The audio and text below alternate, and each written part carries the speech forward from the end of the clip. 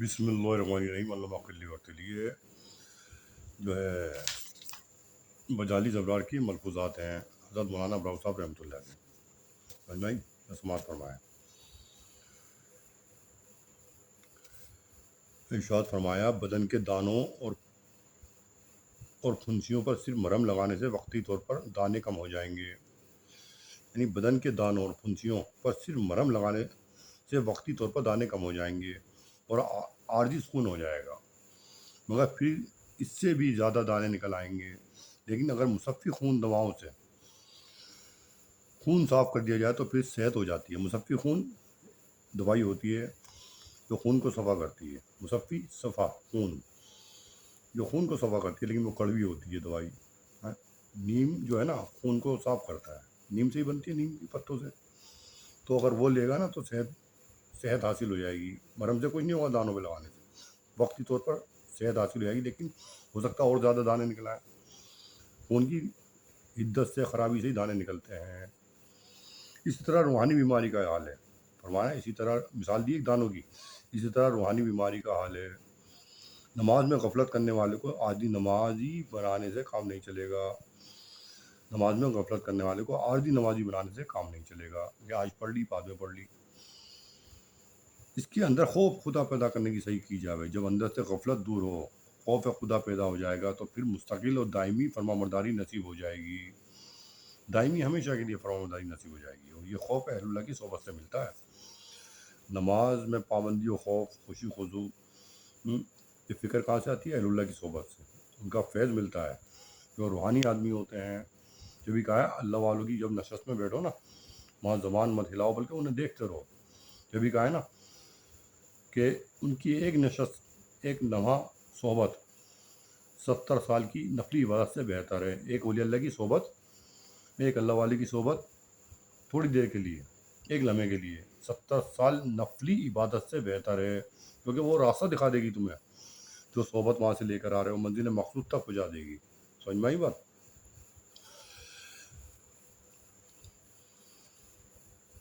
پھر مرہم لگانے کے لیے تو مریض جلد راضی ہو جاتا ہے. یعنی مرہم لگانے کے لیے تو مریض جلدی راضی ہو جاتا ہے اور عارضی سکون اور وقتی راحت بھی مل جاتی ہے. مصفی خون کڑوی دواؤں سے ہر شخص گھبراتا ہے. یعنی مریض مرہم لگانے کے لیے تو راضی ہو جاتا ہے، اسے عارضی صحت بھی حاصل ہو جاتی ہے، لیکن کڑوی دوائی پینے سے بچتا ہے، گھبراتا ہے. لیکن چند دن تلخ دواؤں کی تکلیف سبب دائمی راحت کا ہوگا. یعنی کچھ دن جو تکلیف ہے نا، یعنی وہ دور آئے گی. یعنی چند دن تلخ دواؤں کی تکلیف، یعنی کڑوی دوائی جو پی رہا ہے نا، وہ سبب بنے گا دائمی راحت کا، سکون کا. ہمیشہ کے لیے وہ دوائی کڑوی ضرور ہے، لیکن اس کو ہمیشہ سکون حاصل ہو جائے گا، صحت حاصل ہو جائے گی. اس لیے آخرت کی دائمی راحت کے لیے روح کا علاج کسی اہل اللہ سے کرا لینا چاہیے. آخرت کے لیے دائمی کا علاج جو ہونا چاہیے ہمیشہ، روح یعنی دائمی راحت کے لیے ہمیشہ راحت حاصل جو ہو تمہیں ہمیشہ کے لیے، روح کا علاج، وہ اس کا روح کا علاج ہوتا ہے، کسی اہل اللہ سے کرا لینا چاہیے. مجاہدات کی تلخیوں کو برداشت کر لینا چاہیے. جو مجاہدات کر رہا ہے بندہ سالک، اللہ کے راستے میں نکلا ہوا ہے، پریشانی آ رہی ہے، بڑی زبردست پریشانی، کہ وہ ذرا سی بات پہ مشہور ہو گیا ہے، کسی بات کو لے کے. کسی حکمت اللہ تعالیٰ نے، حکمت ہوتی ہے ہر چیز کی، تو اس کا پھر چلنا پھرنا بڑا مشکوک ہو جائے گا. چلنا پھرنا، کیونکہ چاروں طرف اس کے دشمن ہو جائیں گے. کوئی یہ آدمی ہے، اس کو ختم کرنا ہے. تو وہاں وہ پھر ان مجاہدات کو برداشت کرے، صبر کرے. پھر راحت ہی راحت ہے، چین ہی چین ہے. پھر فرمانا پھر راحت ہی راحت ہے، چین ہی چین ہے. ہر پریشانی کے بعد راحت ہے. اب دوسرا ارشاد سماعت فرمائیں.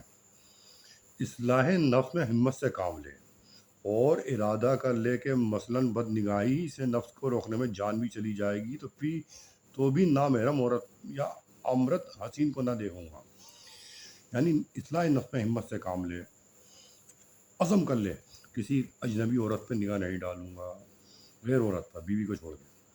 اور کسی چھوٹی عمر کے بچے کو پہ بھی نگاہ نہیں ڈالوں گا، اس میں بھی گناہ کا اندیشہ ہے. چھوٹے بچوں کو کی نگاہ ڈالنا، خوبصورت بچے ہوتے ہیں نا، آمرت کہتے ہیں چھوٹے بچوں کو، خوبصورت، ان پہ بھی نگاہ ڈالنا ٹھیک نہیں ہے. وہ بھی بد فعلی کا سبب بن سکتا ہے. اپنے آپ کو، نفس کو کنٹرول کریں. دیکھتے ہیں آج کل بچوں کے ساتھ بد فعلی بھی آپ نے سنا ہوگا نیوز میں. اس ارادہ اور ہمت پر حق تعالیٰ کا فضل ہو جاتا ہے. اگر ارادہ کرے گا نا، ہمت کرے گا، تو اللہ تعالیٰ کا فضل ہوتا ہے یہ ارادہ کرنے سے. کیونکہ حدیث پاک میں آتا ہے، آپ ذکر اذکار کر رہے ہو، تسبیحات پڑھ رہے ہو ہزاروں مرتبہ، بدنگاہی کر رہے ہو نا، بدنگاہی کے ساتھ تسبیحات پڑھنا، یعنی حدیث پاک میں آتا ہے اور آپ نے بدنگاہی کرتے رہی ہو، تسبیحات پڑھتے رہے 1000-2000 مرتبہ کھڑے ہو کے، تو رات شام کے ٹائم اللہ تعالیٰ ناپاک کپڑے میں، گندے کپڑے میں لپیٹ کے تمام تسبیحات جو پڑھی ہیں منہ پہ مار دیتے ہیں. یہ تسبیح پڑھ رہا ہے، بدنگاہی بھی کر رہا ہے، کھڑے ہو کے منہ پہ مار دیتے ہیں. پڑھنا بیکار. پھر ایک تسبیح پڑھ لو، بدنگاہی سے بچا گیا، وہیں کمال کو پہنچ جاؤ گے. تیزی کے ساتھ آگے بڑھتے جاؤ گے، اللہ کا فضل ہوتا جائے گا. اگر کوتاہی ہو جائے تو فوراً توبہ سے تلافی کر لے. اگر ہو جاتی ہے، کوئی نگاہ پڑ گئی تو توبہ کرتا رہے، لیکن قصدن نہ پڑے. یہ نہیں کہ گندگی میں پڑا رہے، یہ نہیں کہ گندگی میں پڑا رہے. صاف کپڑا پہن کر جمعے کو نکلنے کسی بچے نے روشنائی لگا دی، دل کس قدر پریشان ہوگا، بار بار کھٹک ہوگی. اور یہ سیاہی تو کپڑے میں لگنے سے دل کا یہ حال ہے. یعنی آپ کپڑے پہن کے جا رہے ہیں بالکل صاف ستھرے سفید جمعے کی نماز پڑھنے، کسی بچے نے سیاہی لگا دی، کس قدر دل پریشان ہوگا، بار بار کھٹک ہوگی، دل پر سیاہی لگتی ہے. یہ دل کا یہ حال ہے. اور گناہ مطلب کس قدر پریشان ہوگا، بار بار کھٹک ہوگی. یہ سیاہی تو کپڑے میں لگنے سے دل کا یہ حال ہے. سیاہی لگنے سے تو یہ حال ہو گیا دل کا. اور گناہوں سے تو براہ راست دل پر سیاہی لگتی ہے. ہر گناہ سے دل پر سیاہ نقطہ لگنے سے دل کی پریشانی کا کیا حال ہوگا. یعنی تو کپڑے کی سیاہی ہے جو لگ گئی، وہ تو دل پریشان ہو گیا. لیکن گناہوں کی وجہ سے دل جو پریشان کر رہا ہے، تو اپنا ہو رہا ہے، تو بدنگاہی کر رہا ہے. یعنی قلب پر سیاہ نقطہ لگتا جا رہا ہے، یعنی قلب ناپاک ہوتا جا رہا ہے گناہ کی وجہ سے. حدیث شریف میں ہے کہ ہر گناہ سے دل پر ایک سیاہ نقطہ لگتا ہے، پھر اگر توبہ کر لے تو مٹ جاتا ہے. حدیث پاک میں ہر گناہ سے، صغیرہ ہو یا کبیرہ ہو، اس سے قلب پر سیاہ نقطہ لگ جاتا ہے. اگر توبہ کر لے تو مٹا دیتے ہیں اللہ تعالیٰ. توبہ کر لے مٹا دیتے ہیں. اور ورنہ سیاہی بڑھتے بڑھتے تمام دل سیاہ ہو جاتا ہے. یعنی یہ سیاہی ہے نا، نقطہ سیاہ کا، گناہ کرتے جائے گا بڑھتے بڑھتے، وہ پھر تمام دل سیاہ ہو جاتا ہے. تمام عمر مجاہدہ میں لگا رہے، انشاءاللہ تعالیٰ ضرور کامیابی ہوگی. مربی کو اطلاع حال کرتا رہے. مربی مجازی، مربی حقیقی تو اللہ تعالیٰ ہے. مربی مجازی یعنی شیخ کو اطلاع کرتا رہے اپنے حال کی، حوال کی. پڑھنے کی نہ دے کہ میں صاحب آج قرآن پاک پڑھا، میں نے 3 سپارے پڑھ لیے، 10,000 مرتبہ تسبیحات پڑھ لی، اشراق پڑھ لی، اوابین پڑھ لی، چاش پڑھ لی. یہ بتایا کہ آج بدنگاہی کری تھی نہیں کری تھی.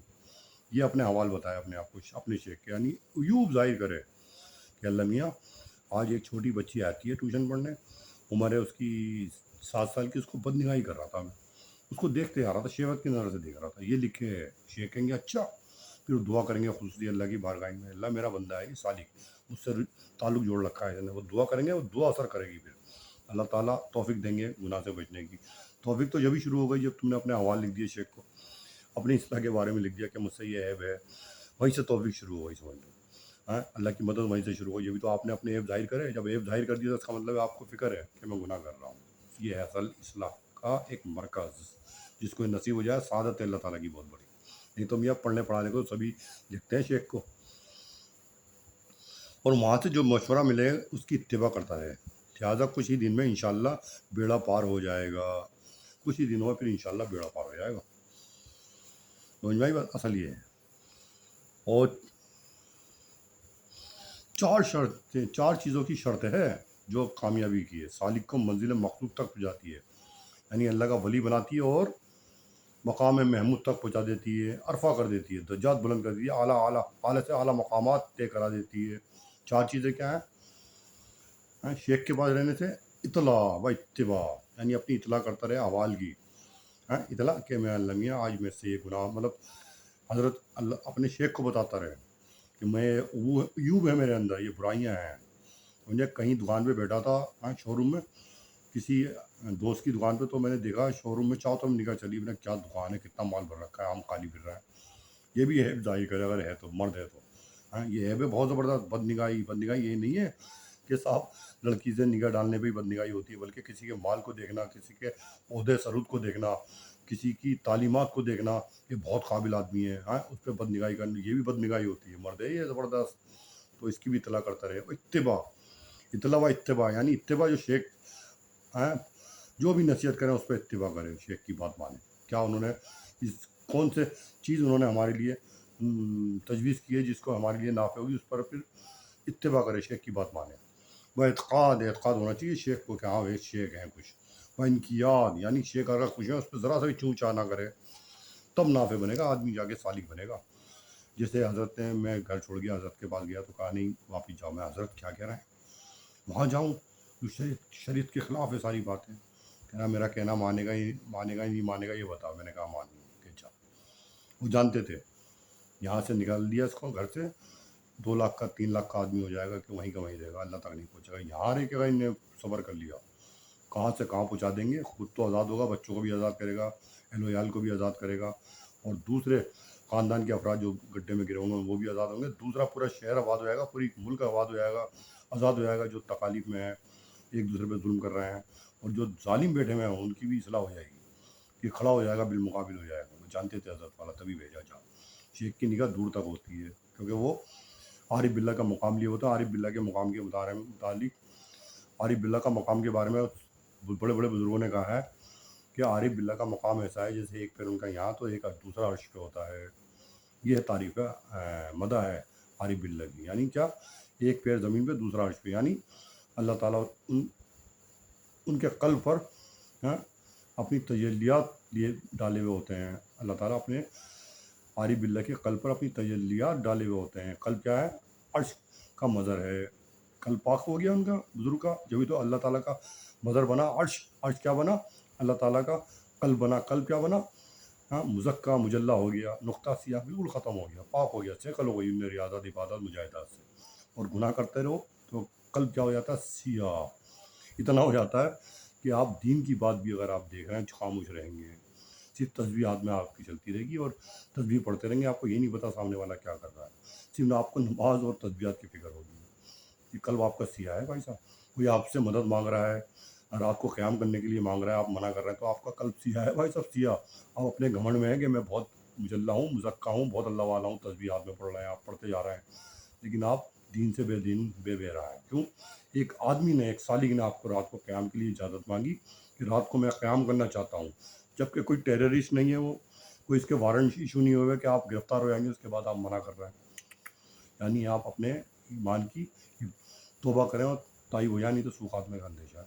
کہ آپ صرف اپنی نظر میں تسبیح کے ساتھ اپنے کو ولی سمجھ رہے ہیں، آپ ایمان سے بے ایمان ہو گئے ہیں. اللہ سوچیں گے کیا بندہ کیا کہہ گیا، یہ اس سے اجازت مانگی، اس کا دخل تھا وہاں، یہ محتم تھا وہاں کے مدرسے کا، وہاں کی مسجد کا، وہاں کا امام تھا، یہ اس نے منع کر دیا. اس کا مطلب ایمان اس کا نہیں ہے. ہم یہ سمجھ میں کہ ہمارے پاس ایمان ہے. بہت مشکل. اللہ تعالیٰ اللہ معافظ، اللہ تعالیٰ آپ کی اصلاح کرے، توبہ طائب بنائے. آپ کے طفل میں مجھے بھی اپنے گناہوں پر نادم رہے اور اپنے احوال کو بنظر خود صحیح کے ساتھ دیکھتا رہوں کہ میرے اندر کیا کمی ہے. ایوب کو دیکھتا رہوں. اللہ تعالیٰ اس کی اصلاح کی توفیق ہو مرتے دم کا. ثبات علی ایمان عطا فرمائے. آپ تمام سامعین حضرات کو، آپ کے طفل مجھے بھی اور غیروں کو ہدایت کاملہ عطا فرمائے. آمین ثم آمین. وآخر دعوانا الحمد للہ.